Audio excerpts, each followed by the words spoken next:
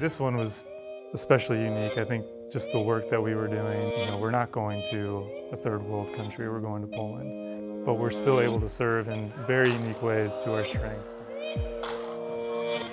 I also thought that I would be doing all the work. I'm going to change this kid's life, or I'm going to make this impact, but coming back it was totally roles reversed. Like, they had this huge impact on us. It was kind of always something I saw other people doing, but I didn't think I was far enough in a faith journey to do that, or even to be someone that could do that. I think Poland just immediately kind of, I don't know, spoke to me. So I was really curious to see what we were going to go do in Poland, and when I found out we were going to be working with kids and doing sports, I was like, okay, this is something I can do and do it well, and even if I am nervous about the faith part, I can just put that aside and love on these kids.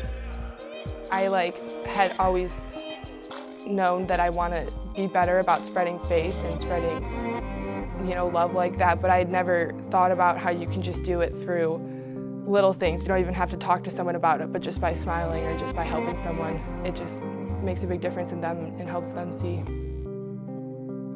As the week goes on, it's more and more clear to me that God has placed these people on this trip for a reason, and it's not an accident.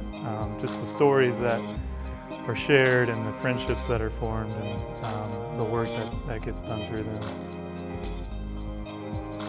You learn more through other people, obviously, and there's a lot, even about my faith, that I learned more listening to other people's stories. Getting that chance to completely be off your own schedule for 10 days and just going with the flow and seeing how other people do their own life, it's awesome.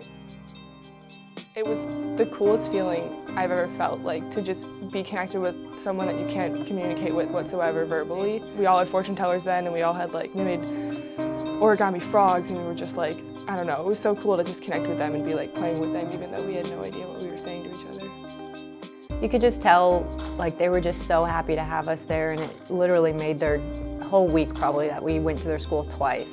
And just seeing that and being able to remember that and their expressions on their face is going to change my life forever, because I'm never going to take anything for granted now. We were told that we were going to share the Word of God with them and really shine Jesus into their life, but we didn't even have to force the Bible onto them. It was just kind of learning to love each other throughout playing sports, which was awesome, and seeing their faces and their interactions with us, even though we didn't speak the same language, it just really taught me a lot. So the whole point of this festival was to they say make connections so they can continue the journey once we leave. I thought we would just be the step in the door and then we'd leave, but we really did get there and really did build the connections and show love to these kids, and it was so awesome. I'm just continually blown away by the impact that we can have, but also the impact that the communities that we serve have on us, and the way that the student athletes impact me, and the transformation that happens throughout the whole week through us, but then also in us. I kept a journal. Even the first day we were traveling for 25 hours, and I wrote down everything that happened. And the next day we started opening up to each other and speaking with each other, and even just going back while I was in the trip and looking at my perspective on the group and what we were going to be doing versus how much I actually experienced and opened up to everyone was amazing. It's stuff that I never thought I'd be able to do. The amount that I opened up to my group and connected with the people around me, I never thought was possible.